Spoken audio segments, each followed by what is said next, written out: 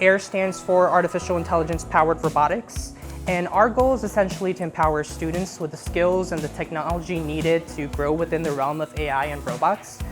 We essentially want to combine the world of software and hardware and propagate that towards building physical AI. Some of us just like the hardware side of things, whether it's how to make a hand move, how to make a robot blink, how does it recognize objects. We're currently working towards building an autonomous car and making sure that we can actually better the world with physical machines and not be a fear-mongering place of making sure AI doesn't just scare people. This semester we started with F-110 autonomous racing cars, and we want to eventually go to competition sometime either within the next semester or within the next year. I'm currently advising of the Artificial Intelligence Powered Robotics Club.